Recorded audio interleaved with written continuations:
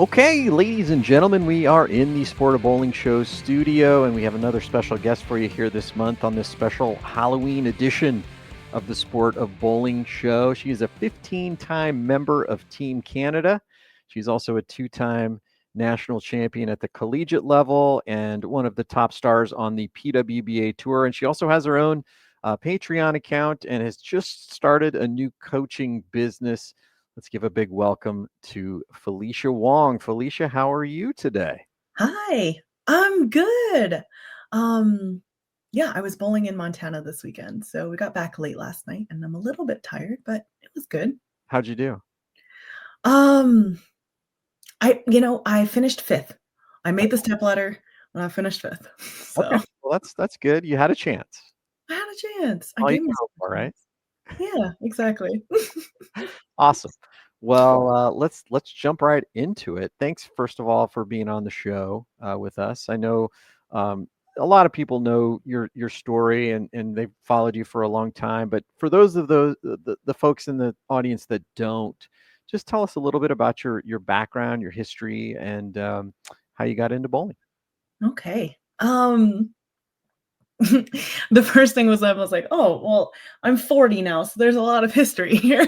I'm not 40 yet, but nearly. So, let's see, Cole's notes. I started bowling when I was 4 in England, actually. Um, it's funny because my family bowled, right? And so got into bowling kind of the usual way, where my parents brought my sister and I into leagues. Um, and I didn't realize it could go anywhere until we had moved to Canada and I bowled my first youth or I won my first youth provincials. And I was like, "Oh, that's fun." I didn't know, right? And I won by very few pins and I didn't know anything. And I ended up going to the youth nationals and winning that too. And I was like, "Wow, that's so cool." I bowled my first 200 game. I spared the first like big split, which was a 4-7-10. And it was a lot of fun and there was no pressure. And it was just fun. That's That's how I got started bowling. a lot of people have that story of getting hooked on it, right? And but then at some point, it started to get serious, right? And so for you, when did that happen? Oh, I actually don't kn I couldn't name a specific point in time. It was probably right after I won that youth nationals, right? Because 'Cause you're like, "Ooh, I can win things, and then I'll be praised and loved, and And when I admired. have success, right, then I get accolades or a recognition." So, um, it probably started then. And from then on, every provincials was, "Oh, I wanna win." Which, not a bad thing. We do things because we do wanna win, and there's also other things And that you did win a lot. I mean, obviously, you don't get to Wichita State without having some credentials, right? that's that's fair. That's fair. Um, yeah, so, actually, when I was debating going to college, right, we didn't have any social media or things like that, and so I followed my sister to Wichita State because she's older than me. She's, 4 years older than me, and she went to Wichita State, and I didn't know anything. I didn't do any research, and I said, "That sounds like a good idea. Let's go to Wichita." Um, not usually how people go to Wichita State, honestly. Yeah. And then, obviously, I mentioned you'd won the 2 national championships there, had a great career, um, and then but when you graduated, there was no PWBA tour, yet, right? So And true. so you bowled on the national team for a few years, but how did you stay involved in bowling until, the tour was relaunched? It's kind of funny. There were some ups and downs in there.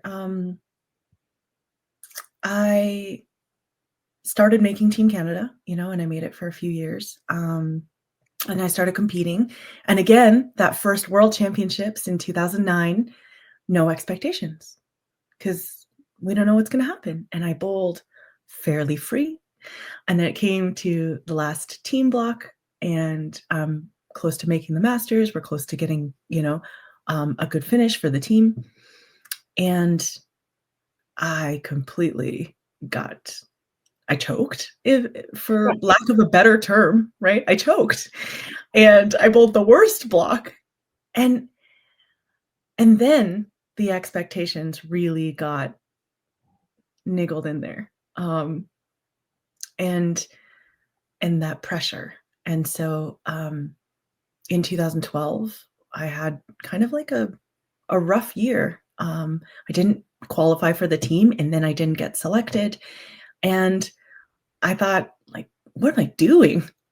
Up until that point, I had never questioned why I was bowling and what I was doing and what I wanted. I just knew that there was a natural progression, kind of like life, right? You go through life, you're like, "Oh, I'm meant to go to school, then I go to college, and then I, get a career and a house, and I get married and have kids." The end. And then you're like, "Wait Yeah. a second, what am I doing?" Like, Who said you have to do all these things? who said I have to bowl, right? And I had this expectation or these shoulds in my life because I was like, "Well, I've spent so much time doing it. That's what people expect of me. Um, I need to get to the next level to prove that I'm worthy or to prove that I'm good enough, right? To everybody else and myself." And after that year, it was pretty challenging. I took a step back and it's like, "What am I doing? Why do I bowl?" And I went on a little self-exploration. I stepped back from bowling. I took vocal lessons and guitar lessons, um, and even that I went rock climbing, which I was terrible at, but, these are the things that you do when That's you're not a good thing to be terrible at, by the way, right? I mean, well, thankfully, it was indoor rock climbing, and I had ropes and things like that. Even outdoor, you better probably to be bad at when bowling. you're just starting. So Usually death isn't an option when you're bad at bowling. this is correct. And I took dance lessons, and it was freeing to do things that were without expectations. There's no dance competition I'm entering to be the best and to be known as the best, and same with the singing. And so I came back to, oh, the love of doing something to do something, right? Just for the joy of doing it. And in that couple years process, right? I was like, "Oh, I love bowling. I do. I I do. I love the act of it. I love the problem-solving aspect. I love the feel of the ball coming off the hand." Like, how wonderfully magic is that when everything's like, you're like, "Oh, that's fun." And then was that sort of around the time the tour relaunched? It actually was. Yeah, that was in 2015. So, I was like, "Okay, I'm still working a full-time job as, an engineer in oil and gas," and so I took whatever vacation time I could to bowl a few stops, and ups and downs, like, it's really hard to bowl part-time on tour. Um, some really great moments and some really abysmal times, and I didn't really know why, right? And this was also the time I started working with Dr. Dean Hinnitz as a solo, one-on-one client versus in a team setting at Wichita. And that was really eye-opening. I thought I had this awakening of like, "Ooh, why do I bowl? I really love it." And there's still this part that's like, "I must do well." Right, right. The evil shoulder devil. Little gremlin that's Yeah, like, yeah. and so in working with Dr. Dean, he helped me see, like, well, one of the first things he ever said to me in a session was, "You're really great." Mm. He said, "You're really good at everything you do so that no one can say anything bad about you, but you'll never really be great at anything if you live that way." And I was Thanks, Dr. Dean. like, What "What I love was your it." reaction, though? I mean, I know he was doing it, for your benefit, but did you take it that way initially? No, I didn't. I didn't. And then over the months, like, I overthink and hyperanalyze everything, right? And this is part of what made me kind of good at everything that I did, but, like, so I started digging into it and then seeing all these places in my life where I was just trying to be good enough or good enough so that no one could criticize me, right? One of the silly examples is in my writing. Like, people compliment me all the time on how nice my writing is, and it's because I'm sure at some point in my life, I was praised for my writing. I'm like, "Ooh, I better keep doing that so I can keep getting praise." Yeah, I am very familiar with that phenomenon in my own life as well. But I know at one point you decided to focus a little bit more. You were bowling a few stops here and there. You said you were part time. You had the oil job, the engineering job, but at one point I think it was COVID, right, where you were going to make a commitment to go bowl on tour, and then COVID happened, so there was sort of stops and starts. But how did you end up going back and bowling, a little bit more on a full-time basis? Mm, there was actually one tournament in particular that I bowled with Team Canada, um, in the Dominican Republic in 2018, where I felt like myself. I felt like I was bowling free. I was seeing ball motion so well, and I was executing shots, and even in the Team Canada environment where I had my own expectations, like, none of that seemed to matter in that space and time. And it was so fun and so freeing that I was like, "I want more of this. I want to bowl like myself all the time, regardless of what external situations I'm in." And so that was when I was talking to Valerie Bercier. She was Rookie of the Year in 2019, and we were planning like, "Okay, I can ask my job for 6 months leave, and I can go bowl the tour." And we had this beautiful route planned. It was really a well thought out tour in terms of how we were gonna drive it. We were even gonna spend time in the sequoias and go camping and drive in around Tennessee and do some magical things. And obviously, everyone knew, like, COVID hit in March, and that changed everything. And up until March, like, 1 week into March, we were still like, "Are we going? Are we not going?" And then the world shut down. And, but since then, my fire was lit of, I wanna be able to bowl more and get that feeling of freedom and flow and joy from doing this thing. And then I know something bad happened in your life. Well, bad is a relative term, right? And maybe it was a good thing that happened, but I think at the time you probably didn't take it that way. But your job was basically discontinued, right? And then I think that's sort of when you said, "Hey, it's time to reevaluate why I'm doing everything." And it feels like after that you've committed yourself to bowling a lot more. Well, and interestingly, like, I'm a self-proclaimed tree hugger and environmentalist, yeah, and, in my heart of hearts, I knew, like, oil and gas, working as an engineer in oil and gas, even though I was an environmental engineer or, you know, trying to prevent failures, I just wasn't in alignment with what my true values were. And so at this time, like late in 2020, my company merged with another company, and I got laid off.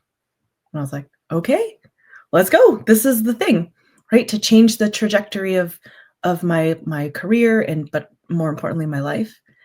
And, it took a while, did a bit of soul searching. I used to be a type A personality, as you would maybe quote unquote define it. Like, my productivity defined my worth. So the more things that I could cram in a day and be like super productive, the more worthy I was. um, so it was this weird swing of the pendulum completely the other way, and I just was like, "What do I do with myself now?" Um, and I attended this summit. Actually, it was, when during COVID, everybody was doing these online summits, and it was actually, like a spiritual summit I got onto because of Deepak Chopra was gonna speak, and I listened to this one woman named Sahara Rose, and she was giving a talk on how to find your purpose. Like, what fortuitous timing. And she had said, "What do people come to you for? What is it in life that people always come to you for?" And One of them, yeah, was environmental questions, which I'm still exceptionally passionate about, if not more so, right? And one of them was they come to me a lot for advice about all different things. And this kind of got me thinking into that and looking back at experiences that I've had in with my relationships with people, um, just all people in my life, and like, huh, I feel that I have a natural affinity for that, and I started doing these things like asking um, people what they felt like my strengths were, right? And a lot of them had said, "Oh, you're really grounding. You give this space that makes me feel like I'm really listened to, I'm seen, and you make me feel safe." And so that started the idea of being a coach, not just in bowling, but in yoga and life coaching and everything in between. Like Dr. Dean has a saying like everything is everything. So the way you do one thing is the way you do everything. And that's why I wanted to be this coach in this bowling, yoga, and life space, and seemingly incongruous or different ideas, right? That have so much overlap and have taught me overlapping lessons throughout my life. And when it came to coming up with a name of this business, Felicia actually means happy in Latin-based languages, right? And so it felt natural to call my coaching business Happier You. And so the whole vision, the whole purpose, intent is to help people live happier lives throughout everything that they do. Whether it's bowling, right? Whether it's yoga, and whether it's life, and everything in between is like, how do I infuse my life with more consciousness, more intention, and more joy, really? It sounds awesome. I mean, Disney's company motto is to make people happy. It's hard to find fault with that, right? So, although it seems like these days a lot of people are finding fault with what Disney's doing, but that's beside the point. You know, yeah, that's a big machine with lots of moving parts, and Correct. you know, Correct. But uh, how has I know we talked before we went on the air a little bit, and you were introduced to spirituality a little bit when you were at Wichita State. You read some books on it. I mhm. know it was, sort of a something that had always been in your life, maybe in the background, but then at the point you talked about there, moved into the forefront. Um, but how has it personally sort of helped you with your bowling? I know I'm a member of your Patreon page. You told a great story when you launched your Patreon about how the week you made the Queens telecast was just everything was in alignment, everything flowed perfectly. But how would you tie, your spiritual training and understanding of that to your performance, on the bowling lanes and other areas of your life? Um, the really spark that started, and I didn't know it at the time, right? Started me down this spiritual kind of path, um, was reading the book The Way of the Peaceful Warrior. It was assigned to us at Wichita as part of our mental training, and Coach Coach Vatican asked Dr. Dean, like, "Do you think this would be a good idea?" And Dr. Dean was like, "Yes, go full in." And so we read The Way of the Peaceful Warrior and The Power of Now. And what it really helped me understand was I'm not really present in my life. Like, I don't I don't know. Yeah, let's yeah, I it's hard to explain this, and I've felt this as well. And you mentioned Eckhart Tolle and the Power of Now. I'm a big fan of that book. And for me, there was an example he used in the book where he said, I got to a point in my life where I said I couldn't live with myself anymore. And then I asked myself, well, who's this me that I can't live with? Is it who's me? and, Who's and so me? I think that's what you're talking about, right? The presence of who is you. And it's sort of a weird thing to think about because we all think we know ourselves, but then when it really comes down to it, do we? To Right? some extent, right? I was watching this podcast interview And there's a question that comes up. It's like, if you were to identify yourself not as what you do, your profession, your hobbies, or your role in your life, like I am a sister, I am a daughter, some people I am a mother, or what it is, right? Like, who are you really? And that goes back to that initial conversation with Dr. Dean in 2016. Okay, if I'm putting these masks on to be good enough in everything that I do, right? So nobody says anything bad about me. Like, what am I doing that for? And who am I really? It it's been a long it will be a lifetime journey, right? It's it's about exploration and really uncovering the truth of myself and then being able to be my true self regardless of what the external circumstances, right? So that's the part where it's really come into play around, okay, can I get so present that I'm enjoying the moment, like the power of now, right? And through the way of the peaceful warrior, it was around how can I be more aware and understanding and observing of my thoughts and my actions, and then dig into what the subconscious thoughts and beliefs are that drive those actions. And is that how I want to be? Is that who I want to be? Right. And the more you get insight into those experiences and that feedback in through those experiences in your life, you can see where that falls more. Yeah. So do you have some specific examples of you don't have to name anybody, but people that you may have worked with in the past where it's like, hey, do you realize what you're doing here and how this is holding you back? Do you have some examples of that and how you help those folks sort of realize how to let go of those things so that they can do better in whatever it is that they're trying to do? Well, and if I can use my own life examples, right? The biggest one that kind of rocked my world was around coming back to question why I bowl and what I want out of it, right? I hadn't done that before, and it really brought me into the consciousness of what it is that I do all the time. Like what drives me. And so if I'm only going to be happy when I win tournaments, right? If everything is lined up perfectly, um, I'll always be chasing something. And if I start to fall in love with just being in that joyful state and learning acceptance and also holding, this is going to sound a little funny, like holding my highest potential in mind, right?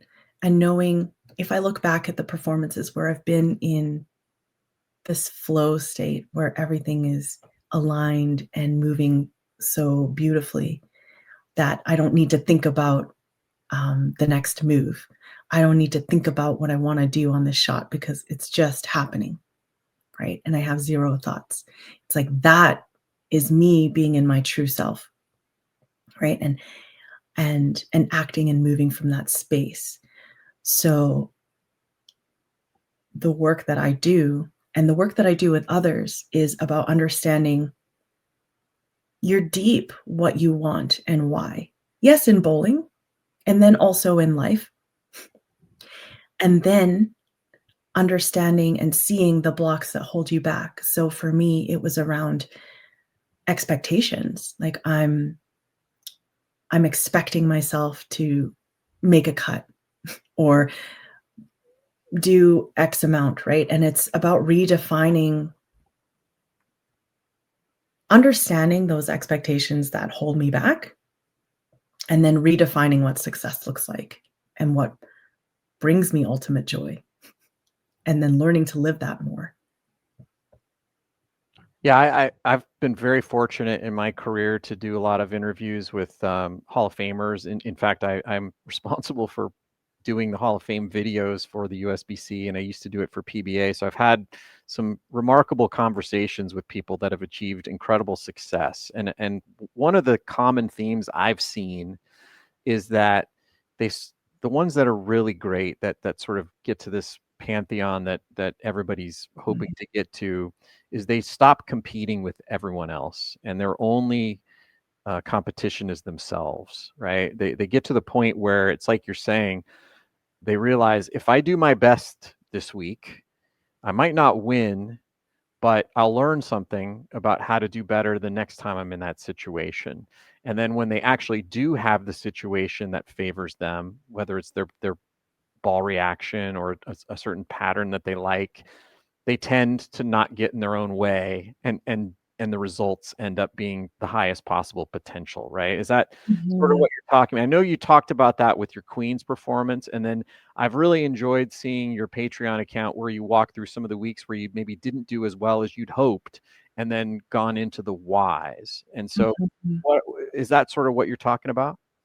That's exactly what I'm talking about. There was this moment in, it's funny because I actually forgot this until just now as you brought it up. In 2018, it was actually a pivotal year in bowling for me in general. Um, I was bowling the Alberta provincials. At that time, we had a World Cup provincials, and the winner of the provincials would move on to the nationals. And then the winner of the nationals got to compete at the World Cup. And so I'd been bowling really well all day. And it was in that moment, something that Dr. Dean said to me, because oftentimes when he's saying something in the moment, you're like, that can't be true, or I don't know if I believe this, right? And he said, when you stop caring about winning and losing, and you do the thing from the pure essence of yourself, from the joy of the experience, you'll actually win more, right? And so, which is exactly what you just said, Jason, when you interview Hall of Famers. Um, and so at this provincial tournament, I was bowling a step ladder and it was a head to head match. And I finally had this letting go of needing to win. And it was like, oh, if I do my best and this other person does their best, and we're in this moment of like, wow, this is really cool. However, the pins fall are going to fall, and that's going to feel like a win. Like I had a winning performance, or I was the most myself in that winning performance. And then I won the provincials. And then a week or so later, I went on to our Canadian team trials and won that in a very similar way, where I was sitting in second and then I won against the third place person, because for 95% of the step ladder, and I had to beat the leader twice, and for 95% of the step ladder, I was in this space of pure enjoyment and pure flow, and then nothing else mattered. Yeah, it's just funny. It doesn't mean, like you said, you're necessarily going to win. It just means you're giving yourself the best possible chance because you're not getting in your own way, right? And it's like, if we're gonna bowl anyways, why not enjoy the thing that we're doing? Like, what else are we here for? Right, right. So when people say spirituality, which is sort of, I don't know if that's how you market your coaching business, that it's spirituality, or if it's just the best version of you, right? Which I think is Mhm, what spirituality actually is, mhm. finding the best version of you. But how do you sort of explain to people that, hey, there's a different way of living your life that involves presence and awareness, and it will allow you to live with less anxiety and maybe, do a little better in what it is you're doing? How do you explain that to people? This is really hard. Like, I'm taking all these, like, sales and marketing courses, right? I'm like, I don't know. But basically, it's when you're living in alignment with that truth, or with that the truest essence of yourself, if I could say it that way. Like, when you're learning how to dismantle all of these blocks that block you from doing what it is that you want to do, you discover this magic and this joyfulness. And it's really around living in more ease because you're not, as my good friend Devin DeGrief says, you're not shooting all over your life, right? Can we say that on the Sport of Bowling show? You're not shooting all over your life. It's a little joke about swearing, but yeah, I know what I you like mean. it. I like it. Shooting, I get it. Shooting. We're shooting, right? And it's a lot about just coming back to consciousness.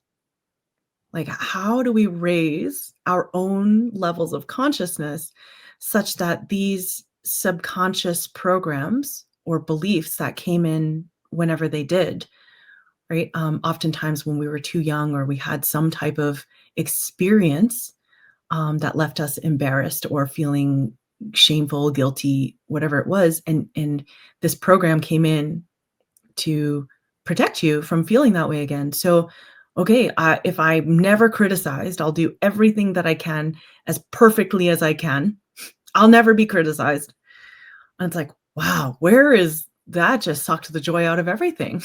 So, how do we live more free and more joyfully and bring that into the everyday?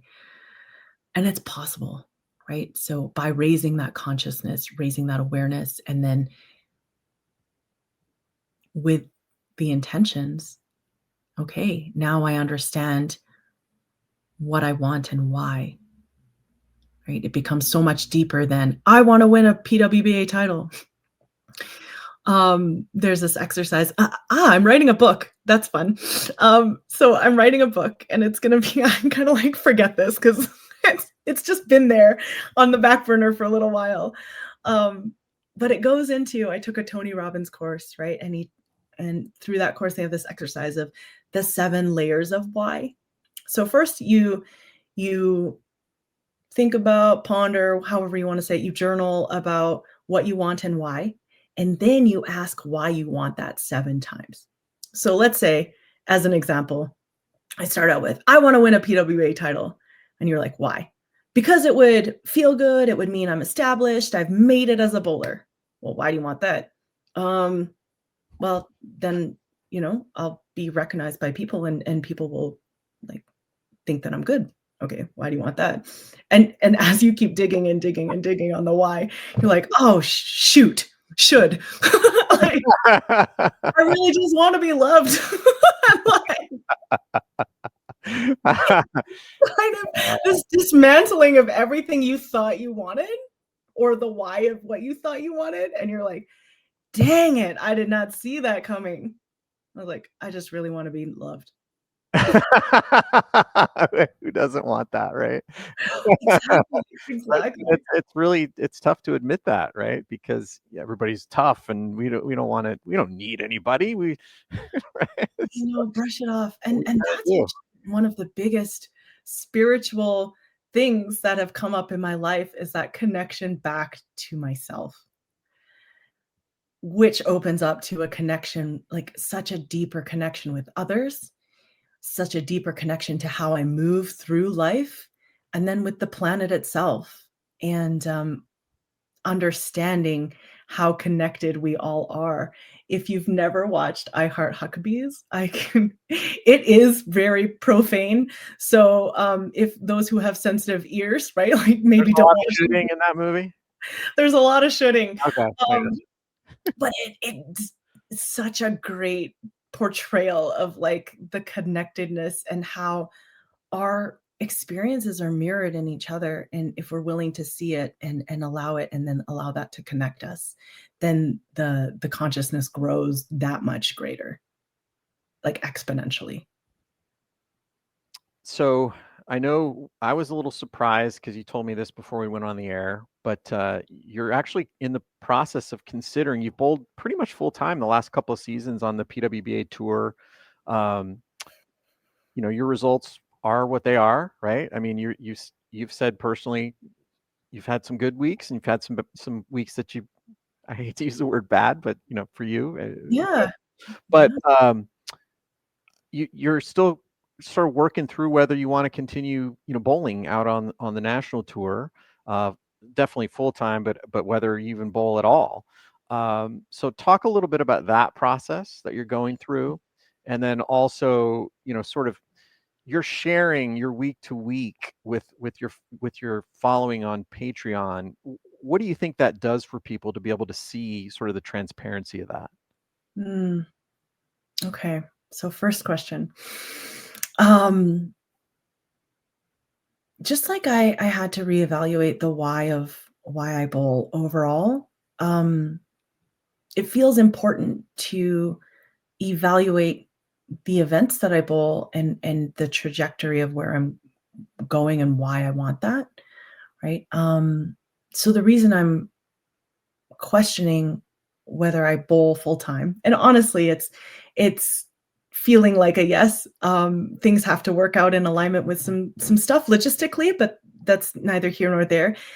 The why of why I went on tour in the first place was so that I can bowl like my fullest self, like my truest self, like my bestest self, however you wanna say that, right? In all scenarios, regardless of whether I'm bowling league, a local tournament, a national tournament for Team Canada, or, on tour, right? And so it's almost like exposure therapy. I'm not a therapist and I, um, but the more that I expose myself to highest levels of competition where I feel the most pressure, I'll get the best insight into myself and what holds me back and what lights me up and what propels me forward, right? And so, um, the question, the analysis, the feel of if I'm gonna go bowl on tour this full season again is, does that fill my cup?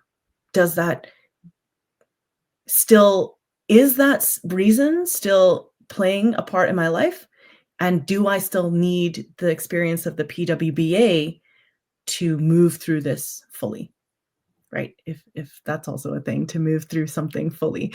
Um, and so that's kind of the question on whether I bowl tour or not. Is it still bringing that spark, that joy, that intoxicating freedom? And that'll be something I sit with over the next few months. Hopefully not that long, really.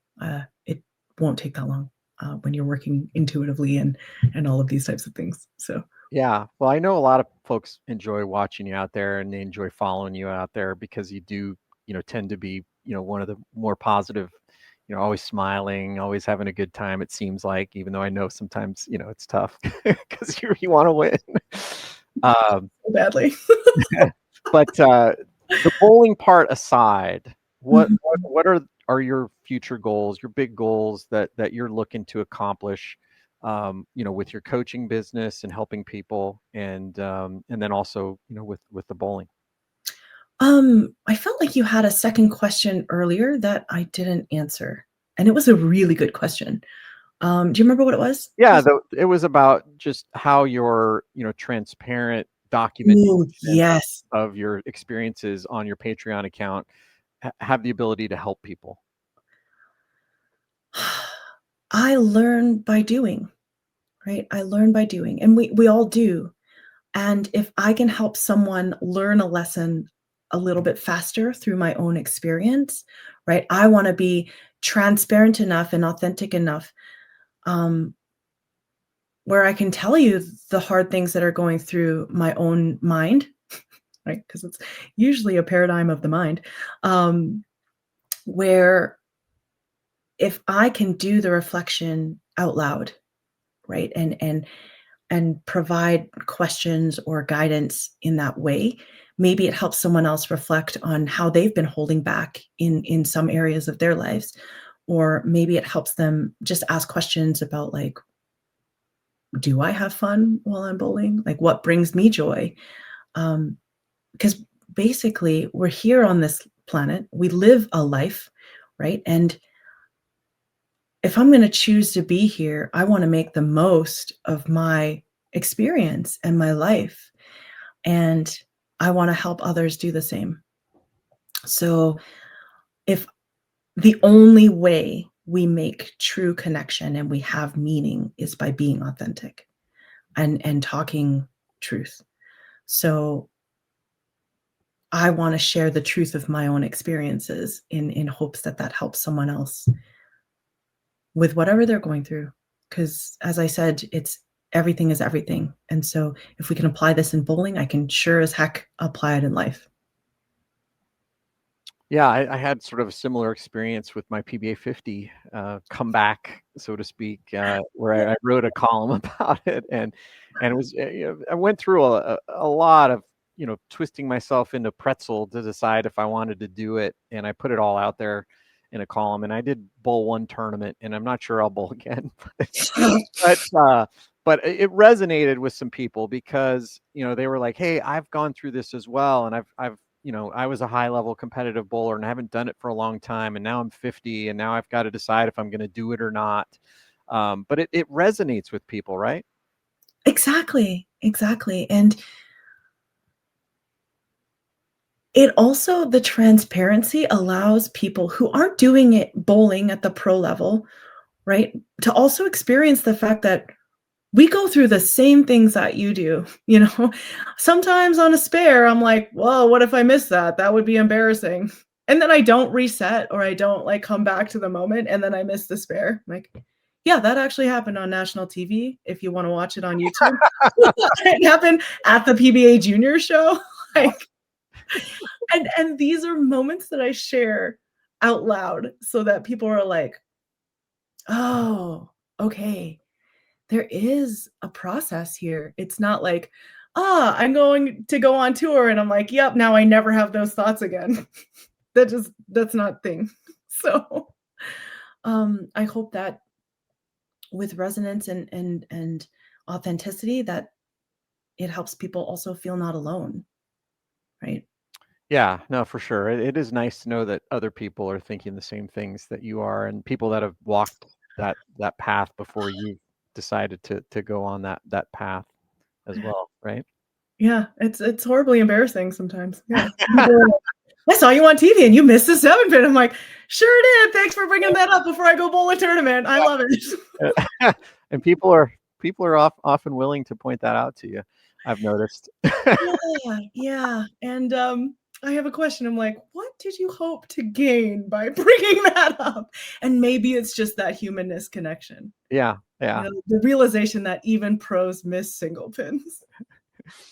Well, let's not talk about that anymore. Let's go to the last question that I asked before, the Yeah, previous question that I re-asked. But what are the future goals with your business and yeah. with helping people? What are you hoping to achieve? And then, Mm. with your bowling, if you had it all planned out, right, and your future self could say, "Here's what I hope to accomplish with my bowling piece," and all these other things, what would that look like? I mean, with the bowling piece, I've said it before, and it's simple in words. Let's see how it goes in practice and experimentation, but it's still uncovering that piece of me, the wholeness of me that allows me to play the most like myself all the time, whether I'm in a stepladder, whether I'm on TV, um, playing in that joy, in that magic where it feels like everything is flow. Um, and how to do that more often, right? And then by that process of me uncovering myself in that way, um, knowing how to help others do the same, right?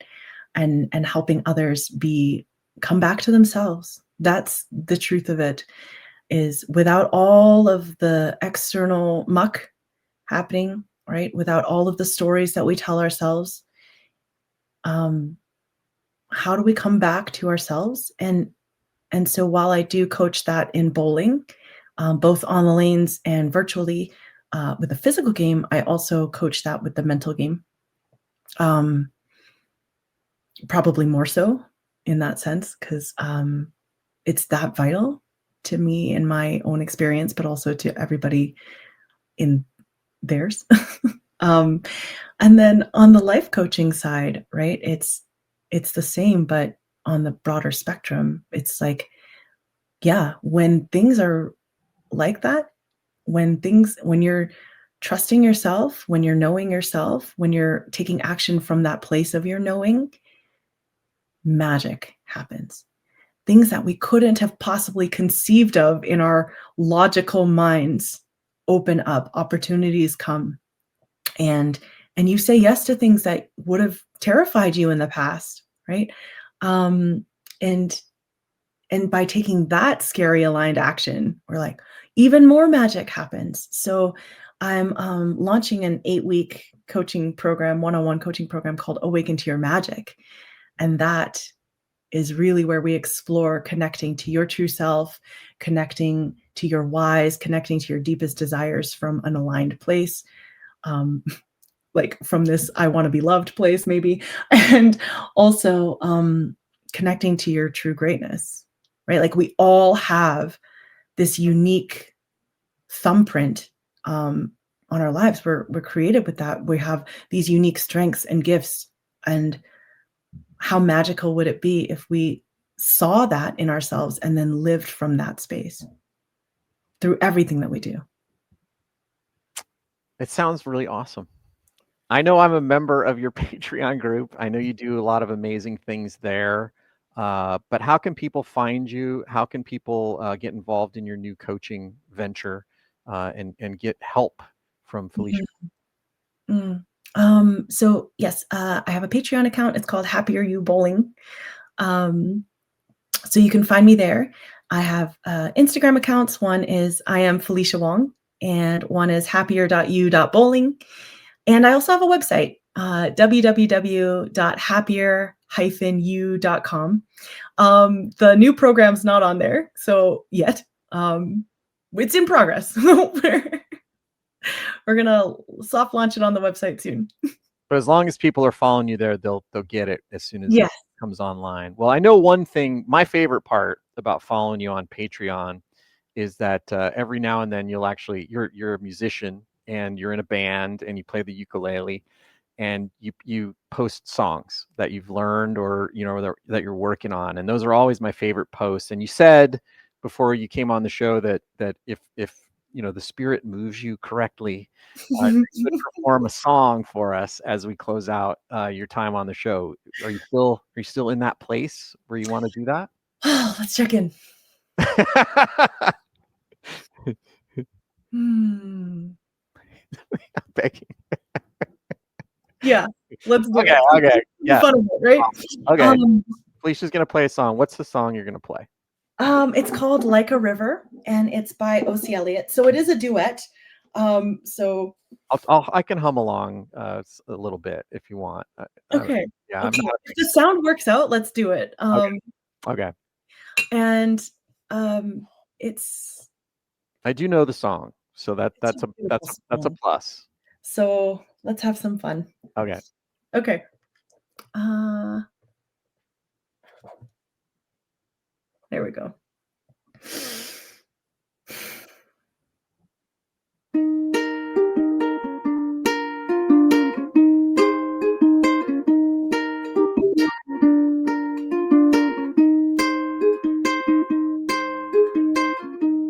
Was a long Monday, Tuesday gone. Wrote it down in a song. Paradise lost, but paradise found. It all comes back around. You'll go on, on.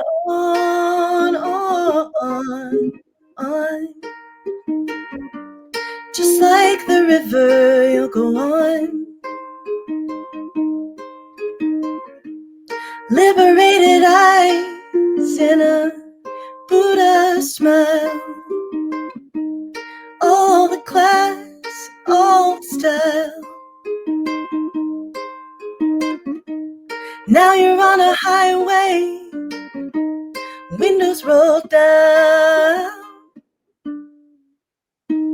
knowing just where you're bound.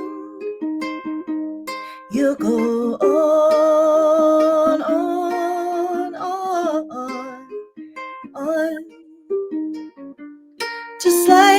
river you'll go on. Another reason going on by, like a cloud in the sky, like the world too went around, knowing life goes up and down, it goes on.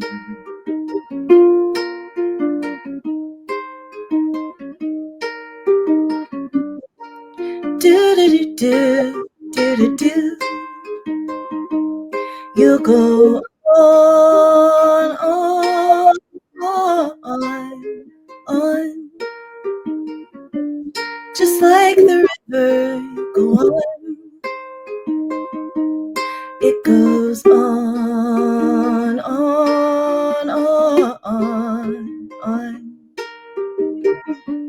just like the river. You go on.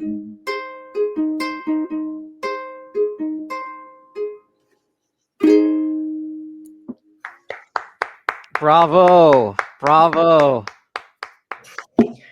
Ooh. Awesome. So I apologize for the sound quality. There was, but your voice sounded amazing. And maybe you'll be like a superstar musician. I don't know. Like that's another way to get love, right? Yes. And I will be famous and I will be loved. Oh, well, that was awesome, and like I said, I love when you post your songs because you're so talented, and it's amazing. So And you know what's funny is that you said, "And you're a musician," and I went, "I am not." Well, I guess. So here's where that ego piece of me wanted to keep me a little small, be like, "Don't say that." Well, I know I do that with myself in my writing, and I say, well, compared to Mm. Ernest Hemingway, I'm not much of a writer. So, Oh but my but gosh. hey, you just Okay, got to do. comparison is the thief of joy, my friends. Yeah, yeah, you do. Just be. Just be. Well, I thank you so much for coming on the show. It's a great honor to have you on, and I'm really excited to see what you're going to do and how many people you're going to be able to help with your business. I do hope you do come back out and bowl a little bit more on tour because I think you still have a little bit of life left in you with respect to the bowling. I know you're going to still compete for the national team, right? Yeah, we're actually headed to Hong Kong, for the World Championships coming up in November, end of November, or November 20th or whatever it is that we leave, yeah. So that's exciting. It's Awesome. exciting. Awesome. Well, I know you'll always be in bowling in some way, and you're just a huge benefit to the community. And thank you for everything you're doing to help people. Thank you so much for having me on, Jason. It's been a pleasure. All right, folks, that is Felicia Wong, and we're going to continue following her career. And again, if you want, some help in just trying to make your life a little better, she's a great person to ask. She's been through it. She's been one of the best in the world at something, and as she said, everything is everything. So she has the blueprint to help you be great at whatever it is that you want to be great at. As we close out the show, it's the final frame. We're going to talk a little bit about Halloween and spirituality and why the heck I'm wearing this outfit on this week's show.